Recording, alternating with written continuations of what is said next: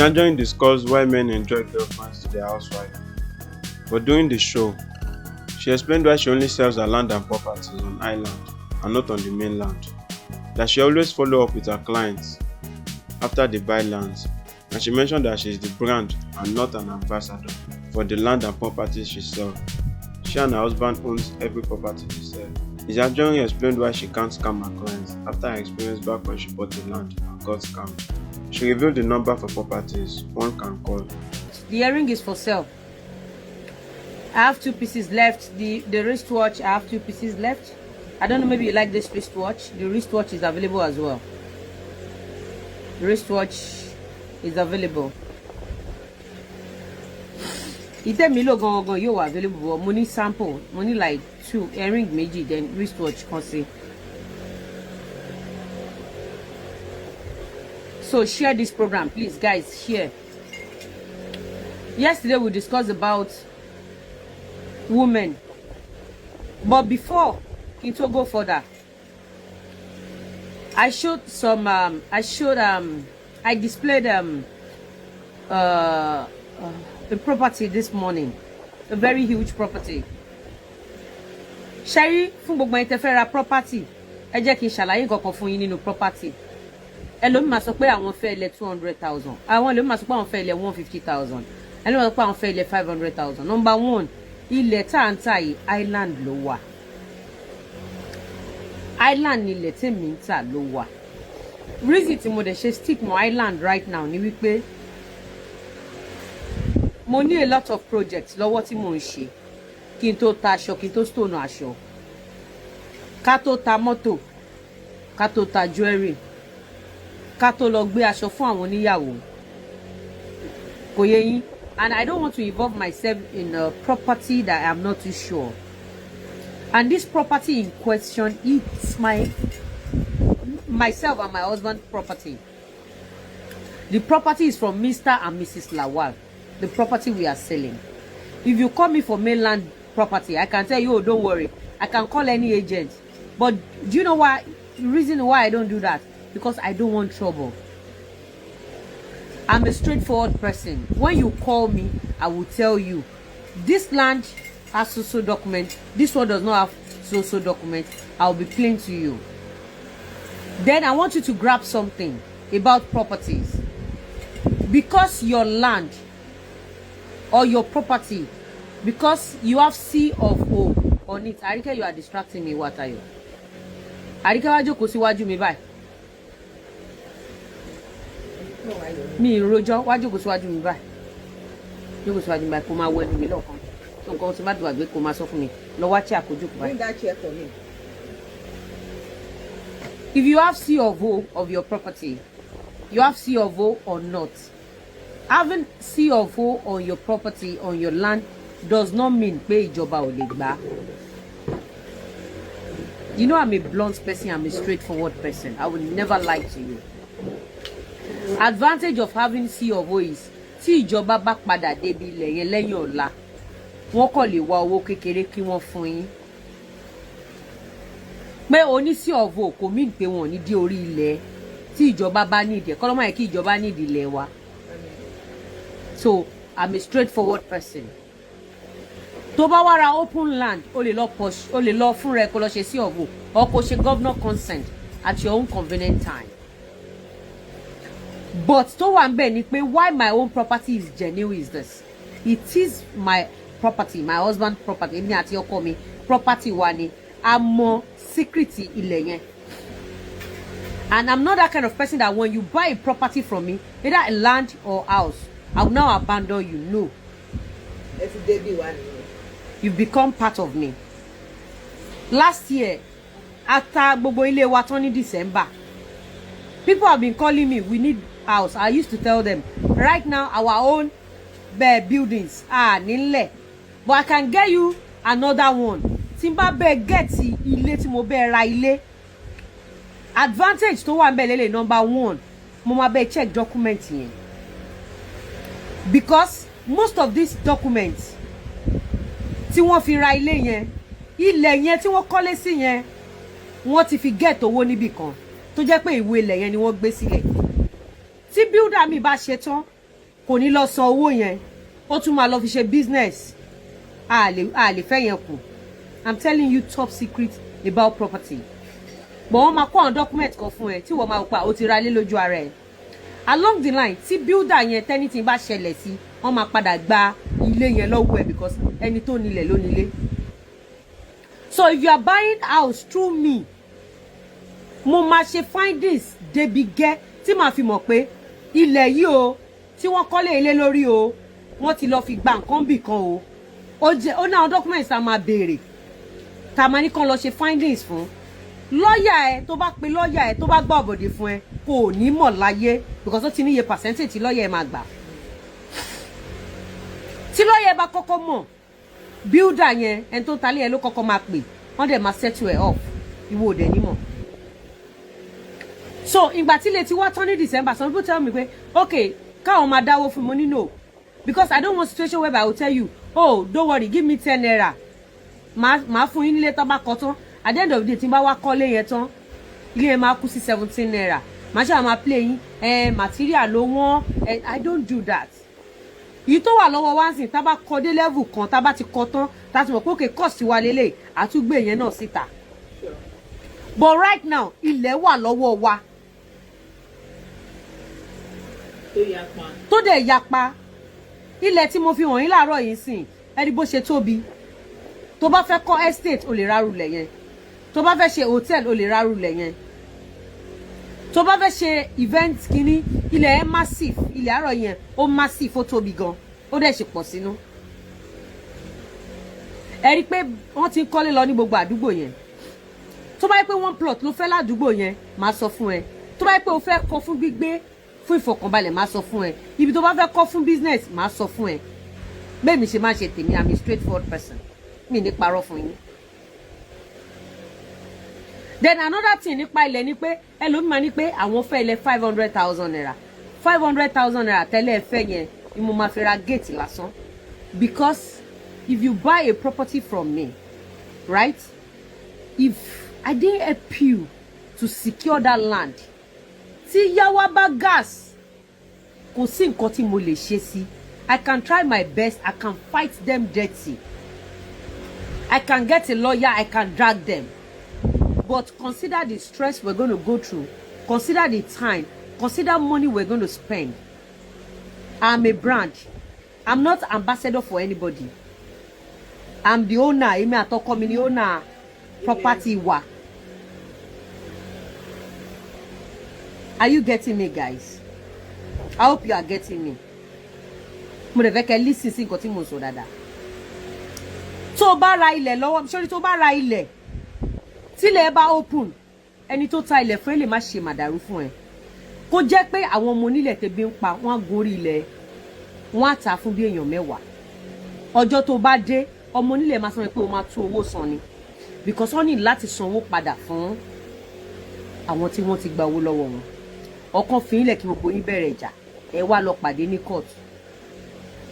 Mo dẹ̀ like Nàìjíríà gan akínpẹ́ fi nǹkan lọ́lọ́run lọ́wọ́ wàá gbọ́ mo fi lọ́lọ́run lọ́wọ́ no for how long ló fẹ́ fa gbogbo nǹkan lọ́lọ́run lọ́wọ́ Ọlọ́run gan tó bá fẹ́ díù pẹ̀lú èṣù kó fa èṣù lé ẹ lọ́wọ́ Ọlọ́run máa díù pẹ̀lú èṣù ní wọ́n nà wọ́n. So ìgbà tó bá bẹ̀ẹ̀ sí ní ra nǹkan pẹ̀lú òògùn ẹ tó wá ń fà lé Ọlọ́run lọ́wọ́ ìgbà ló fẹ́ jẹ́yàn láyé. So you need to know amount I spend on every property to secure them for you. Like I said this morning, I have package for people in abroad. I have package for people that want to be paying small. I have package for people that want to start their property instantly. If you are to start your property instantly, mo need àti sọ àwọn kankan. Ilẹ̀ lè cheaper. Ìwọ ló máa lọ settle àwọn kankan. Má dẹ̀ settle àwọn people. Àwọn ilé tó bá settle wọn máa yọ ẹlẹ́sẹ̀ lẹ̀. Ìgbà tá wá ra property ti wa. Tẹ́ bá fẹ́ pè sórí property kí lorúkọ ẹ̀ ilẹ̀ fún property òun ni +44 line tẹ́ máa pè ọkẹ́ pé 07055555861 àríkẹ́ máa refer yín wá sí orí ilẹ̀ orí nọ́mbà property. Ṣé ń gbọ́ mi kan tí mi sọ? Your age, your gender, what you earn right now has nothing to do with you getting a property. It has nothing to do with it. if you are earning 10 naira ó gbọ́ mi tí Ọlọ́run bá sọ pé ẹ máa ní ilẹ̀ láyé ẹ máa ní tẹ́ Ọlọ́run bá sọ pé ẹ máa kọ́lé tẹ́ bá dẹ̀ earn 1 billion tọ́lọ́run bá sọ pé ẹ ní kọ́ ilé bọ́lọ́run ò ní ṣèmi àti yín bẹ́ẹ̀. So because mo advertise ilẹ̀ mi ò ní kó lọ ra ilẹ̀ 500,000 naira tí ò jẹ́ ní o because at the end of the day it's like wasting of money. Mo ti ra ilẹ̀ sábẹ́kúta rí 2 acres. Lọ́jọ́ tí mo máa débẹ̀ wọ́n sọ mi pé ẹni tó ti tà fún mi ó ti kú. Unfortunately for me màmá mi ní receipt ilẹ̀ wà lọ́wọ́ ẹ̀ màmá mi ti kú mi mọ̀ tí màmá mi fi receipt sí. Right there nothing sọ fún mi pé fún kí ní receipt lọ́wọ́ kò sí nǹkan táwọn fẹ́ ṣe sí. Mo ti ra ilẹ̀ tí kò jẹ́ ní rí tó dẹ̀ dùn mí. Ngbà tí mo bẹ̀rẹ̀ pẹ̀lú wọn ẹ wò àfẹ́ wàhálà lájà wọ́n ṣe kí ni wọ́n sort me out. Kò sí ẹni tó ń bá mi deal tí wọ́n mọ̀ pé Lizzy easy going person ni. Mo dẹ̀ humble dó mo ní gbéraga tó pọ̀ báwọn èèyàn ṣe máa ń sọ. Mo hate òṣì mo dẹ̀ hate cheating.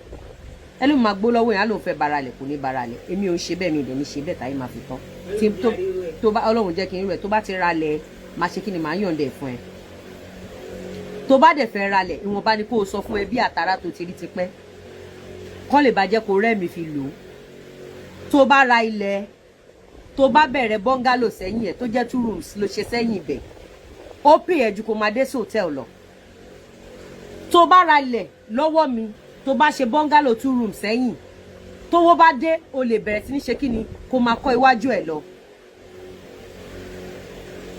Number for property ẹ jẹ́ kí n pè fún yín ẹ jẹ́ kí n pè nọ́mbà yẹn fún yín.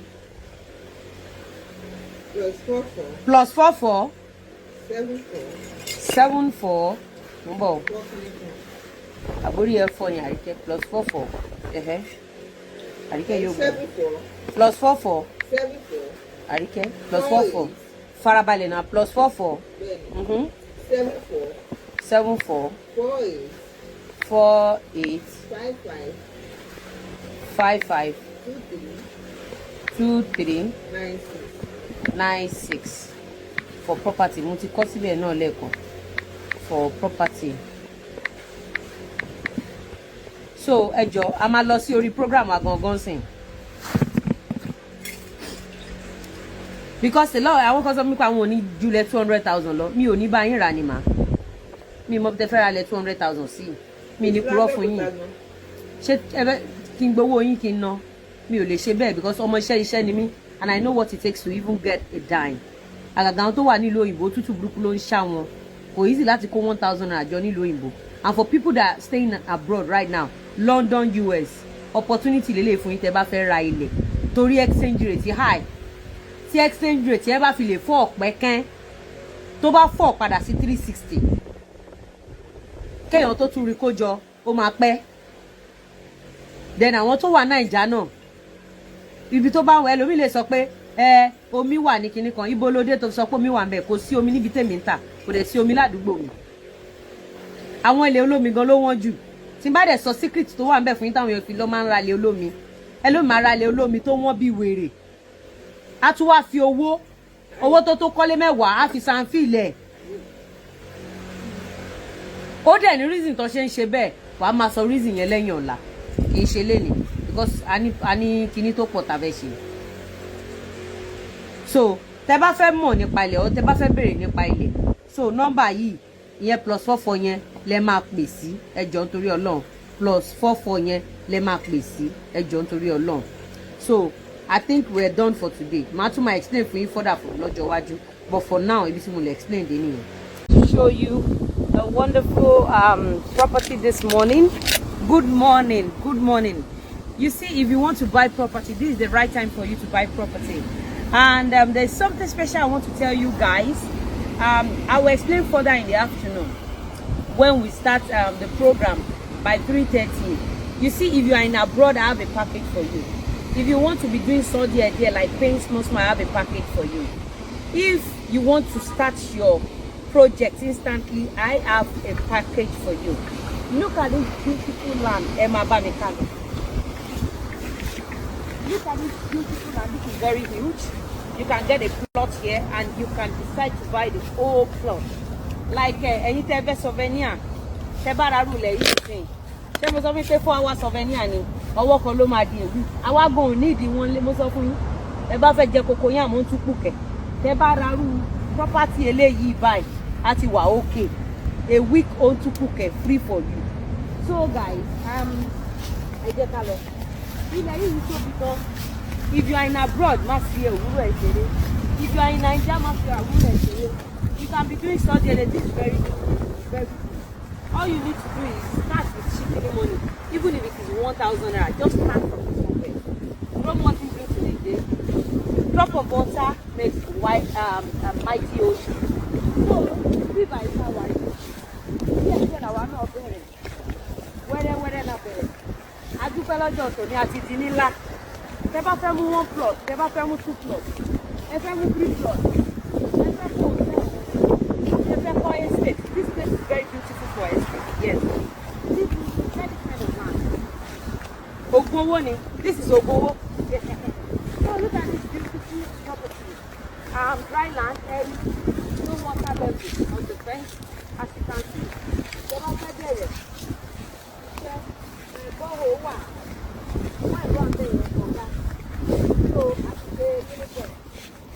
But moment ẹ bá ti sanwó tó wáyé pé ẹ̀sìn ní Nàìjíríà a máa bá yín secure ẹni bá ṣe bá àwọn èèyàn secure ilẹ̀ wọn tẹ́ ẹ bá ti sí ní Nàìjíríà a máa bá yín secure ilẹ̀ yín tó bá jẹ́ pé òun la sọ fún yín pé a ní package fún àwọn tí ò sí ní Nàìjíríà because tẹ́ bá ralẹ̀ tí a dẹ̀ bá yín secure kí ni èrè títí wa ọ̀pọ̀lọpọ̀ máa ní àwọn tí send owó sí Nàìjíríà wọ́n gbà wọ́n máa gbà yín torí ẹ̀ mọ̀nà wọ́n dẹ̀ ní wá jáde iná o sùúrù ra wá jáde wọ́n lẹ́ni tó bá mọ̀nà ló yẹ ká tẹ̀lé tẹ́ ẹ bá ti tẹ̀lé ẹni tó mọ̀nà ẹ lè mọ̀nà.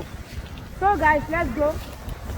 Kí làwọn ẹran yóò ṣògbó wọn bìbà ẹni pé bíbá ti wà well developed tí owó yẹn bá wà máa ní kẹ́sí ní bíbá ṣe estate dẹ̀ lè pàdánù. If you have the money, if you can afford it, this place is very beautiful for estate. And so I can 1 plot péré lẹ́fẹ́ kí lẹ wá kẹ̀dẹ̀ ní 60 by 120. We don't do by square meter. No, we don't do that. So guys, and you can do 40 ideas.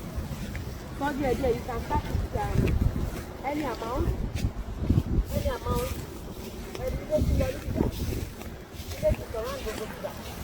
Ilẹ̀ yẹn ló lọ jáde síbẹ̀ yẹn. So guys, join me in the afternoon around 3:30 so that I can explain further. The name of our program will be kí lorúkọ program wa know pepper yam scatter iṣu atayanyan. I need my body gan because I have some people that máa pè wá sí orí program tí wọ́n máa wá ṣe kíni tí wọ́n máa wá sọ ọ̀rọ̀ fún wa lọ́lọ́kan-ò-jọ̀kan. So guys, ẹ jẹ́ kí n máa sọ pé ó dàbọ̀. Ẹ dúró bẹ́ẹ̀ bàbá mi àti màmá mi ẹ rọra dúró bẹ́ẹ̀ ṣẹ́ tí rí ẹ rí ilẹ̀ ẹ bóyá tóbi. I love you guys. I love you. Ó dà pé kí n máa lọ mọ́ ṣá ó dà pé kí n máa lọ mọ́ ṣé kí n máa lọ mọ́ ni ẹ jẹ́ kí n sáré lọ múra fún ètò ọ̀sán. You know, I have to see you guys by 3:30. So share this program, let people know, let people see it that we have dry land. Ó dẹ̀ chipe ni o. Ó chipe ṣe ti àti ń bá àwọn èèyàn secure ilẹ̀ wọn lọ́lọ́kan òjọ̀kan ẹ ti rí bóyá dry tó bá jẹ́ ilẹ̀ olómi ni ẹ máa ti rí water level ẹ máa ti rí gbogbo ẹ̀ bóyá tẹ́ wọ́n ṣe bá ti sanwó a máa bá yín ṣe gate a máa bá yín ṣe gbogbo nǹkan tẹ́ fẹ́ kó jogún ọdún lẹ́dẹ́ ẹ bá ilẹ̀ yín kó jogún ọdún ni. Don't worry, I will see you guys in the afternoon inshallah. I love you guys.